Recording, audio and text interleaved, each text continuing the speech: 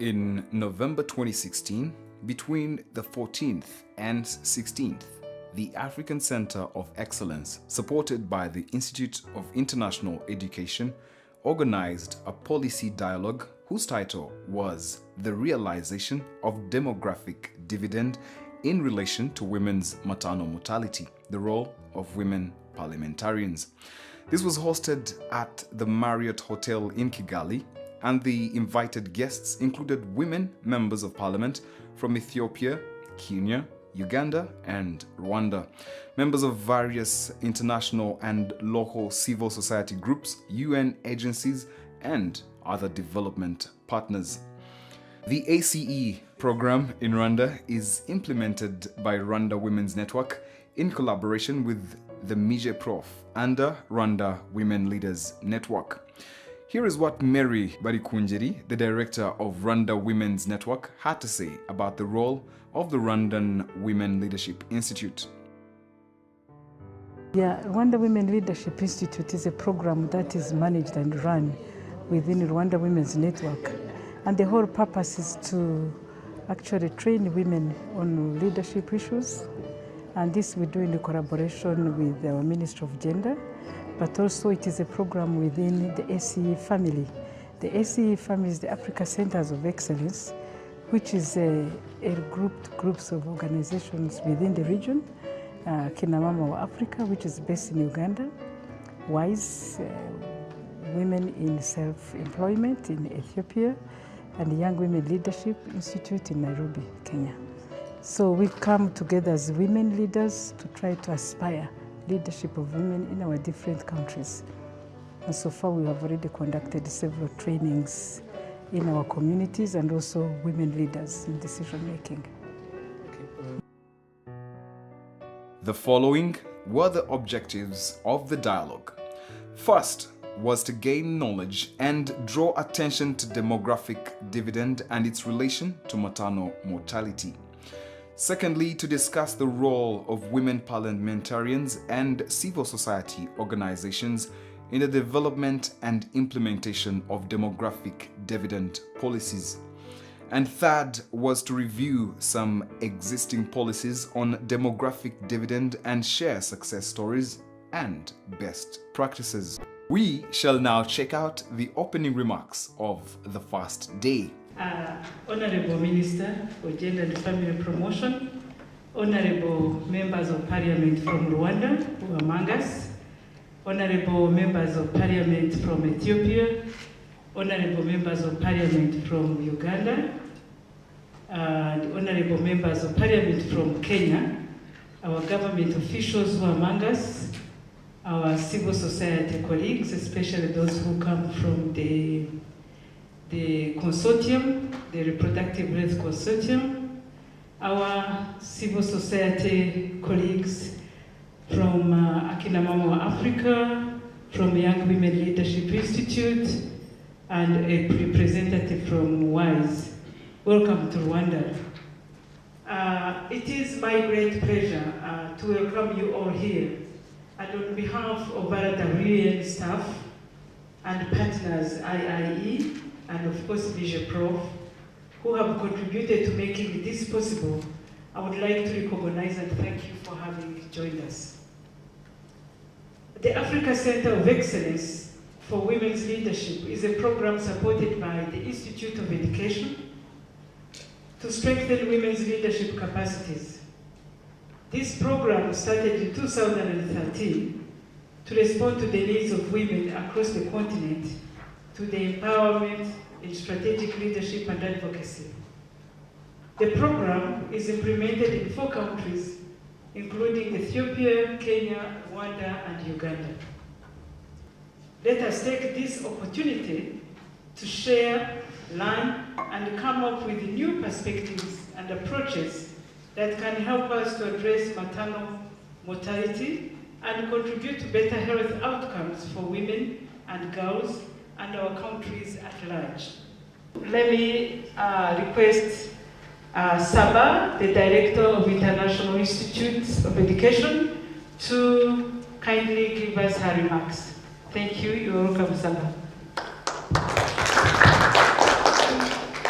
Thank you, Mary. I want to just give you what ACE is. We are supporting this program. The African Center of Excellence program is a program of International Institute of Education, IIE, which has its office in Ethiopia. The program started it has 2 phases, and now we are on the second phase, where the program is trying to capacitate 4 organizations in each 4 countries: Kenya, Ethiopia, Rwanda, and Uganda. And these 4 organizations are WISE, Women in Self-Employment in Ethiopia, and Rwanda Women Network in Rwanda, and Akina Mama in Uganda, and Yauli in Kenya. May I now invite the Honorable Minister to give her remarks. Thank you. Thank you, Mary. Good morning, everybody. Good morning. Honorable members of Parliament from Rwanda, Ethiopia, Uganda, and Kenya, representative of International Institute of Education, distinguished guests, ladies and gentlemen, I'm honored to participate at this high-level dialogue on the realization of demographic dividend in relation to women's maternal mortality, while focusing on the role of women parliamentarians. Excellencies, ladies and gentlemen, allow me to recall that globally, women account for about 50% of the world's total population. In Africa, a greater percentage of the total African population consists of women and female children. In Rwanda, women make up 52% of the 11 million population. Therefore, from all indications, women form a dominant part of the society that must not be ignored in all aspects. As women leaders, we want to have an active and effective role in monitoring and managing population growth and working towards realizing demographic dividend through improved maternal health. Essentially, this is prenatal care, delivery care, postnatal care, family planning, and preconception, as well as other linking factors like nutrition. And I wish to take this opportunity to appreciate Rwanda women parliamentarians for their outstanding role in passing these laws.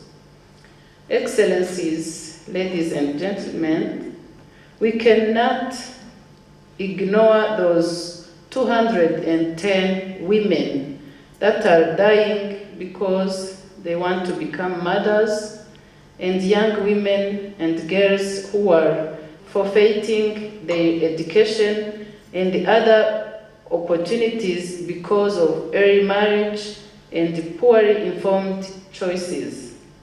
This situation is unacceptable, and we share it as a region.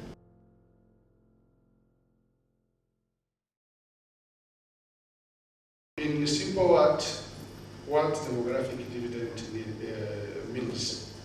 It means a situation that a country can experience when there is a decrease of total fertility rate and increasing of life expectancy. Then the country can have a large number of working population, but it is not enough. It needs some investment to have those people in the future as a bonus instead of having them as a time bomb. This is in simple word what demographic dividend I can say that demographic dividend is the accelerated economic growth that can happen as the population age structure changes. Together with strategic investment in health, education, economic policies, and governance. The second reform needed is to enhance investments in high-level education to develop a well-educated, skilled, and innovative labor force. The third one is to increase investment in the health sector to support a health and productive labor force. The fourth one is to implement comprehensive economic reforms and develop necessary infrastructure to accelerate economic growth and job creation for the rapid expanding labor force. And the last but not the least is to enhance good governance, accountability, and performance management for efficiency delivery of public services, minimize wastage of public resources, and the fight against corruption. So, those are our features, the driver for our development. We have to invest in them now. Tomorrow it will be too late. Girls and boys. We have girls from one school called Fawe Girls School. Another part, it's children in primary. They are using the one laptop per children program in their schools. So this investment should be continuing public resources. After the presentation was done, we had a question and answer session. Let us look at some of the questions asked and their responses. My question is also a reflection. We see that if we do these things, then we can harness democratic dividend advantage. But where we are now, till we do that, how do we mitigate the challenges because of the higher number of youth and the unemployment, and everything is like breaking on us. And till we achieve good governance, till we achieve economic development, and till we achieve quality health services. But in most African countries, especially Uganda, where I come from, family planning is not yet popular, especially among men. Much as the women would like to use family planning, the men are still an obstacle.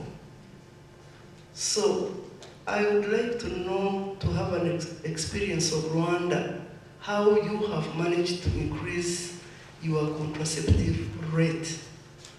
We recently also had a backlash from the Catholic Church, which I feel, from my own perspective, that hasn't been addressed as it should have been addressed, where the Catholic Church has recently called for all the Catholic-supported facilities not to provide modern family planning methods. In response to the first question, job creation is part of the policy to achieve demographic dividend. Education of the young population is necessary to give them skills that are useful for the labor market. Also, family planning has been mainstream to education curriculum, so when the youth reach reproductive age, they have accurate information. For the second question, to get more men involved in family planning campaigns, the leaders were involved in sensitization. There is also the use of existing channels, for example, Umuganda, which is held on the last Saturday of every month, where local leaders can pass information about family planning and where they can get the services. On the issue of the backlash from the Catholic Church, the government and the church-run health centers reached an agreement whereby the health centers would be a resource for information on the options available to them, and that they would provide information on the other secondary sources from which they could be able to find modern contraceptives. The next topic to be discussed in the policy dialogue was titled Maternal Mortality, the Rwandan Experience. In this session, the Rwandan Ministry of Health representatives shared their experience on the steps taken to reduce mortality to ensure that Rwandan mothers didn't lose their lives while trying to give birth. This was shortly followed by the presentation from the other countries in the region. But still we need to strengthen our system and also improve improve especially the availability, the geographical and the financial accessibility of obstetric facilities, and as well as the referral system. The third topic in the ACE policy dialogue was introduced on the morning of the second day. In this morning, the first topic discussed was about adolescent reproductive health issues in the context of demographic dividend. The adolescent is the period between the age of 10 to 19 years. This is categorized into three groups rather, where we have very young adolescents ranging from 10 to 14 years with special needs as well. Middle adolescents, 15 to 16. Older adolescents are the ones 17 to 19 years old. Looking at the issue of HIV, AIDS is the second leading cause of adolescent death globally and the leading cause in sub-Saharan Africa. And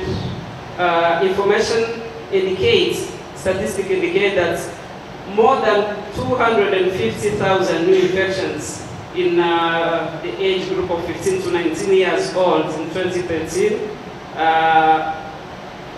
happened, and girls account for 2 out of 3 of new infections among the 15 to 24-year-olds. The second topic of the day was about the place of demographic dividend in the World Health Organization maternal health standards and global strategies. 2030. So it's accompanying the SDGs. Everybody, we have to play a role to ensure the implementation of the global strategy for women, children, and adolescent health. So I quote, this is from Baniki, our Secretary General, the agenda 2030 is interlinked and universal, aiming to address the root cause of conflict, persisting and emerging challenges everywhere. On the afternoon of the second day, things got interesting as the participants were invited to the Rwandan Parliament to give the region's women parliamentarians an opportunity to follow the proceedings of the Parliament. Thereafter, a session was held in the Parliament's meeting room and there were 2 topics to be discussed. The first was about the strategies used to get higher numbers of women in the Rwanda Parliament, and the second was the implications of beyond numbers of women parliamentarians and women's issues. The experience of Rwanda with a particular focus on maternal health and discussions.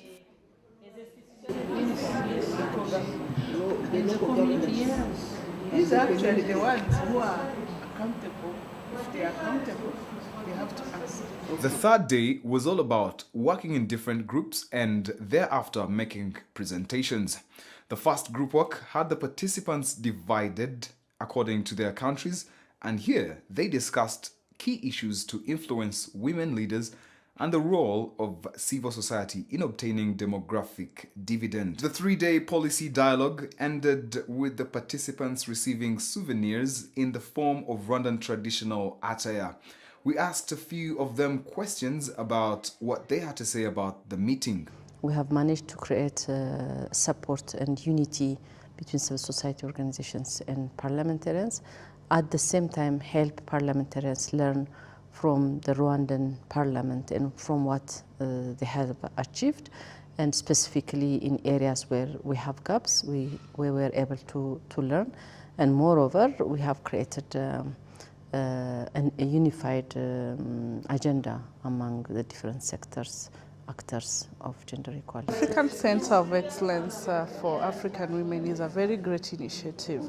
Looking at what we have been discussing for the last 3 days are so useful in us achieving demographic dividend. And the focus is more on women and the issues about mortality rate, maternal health, reproductive health.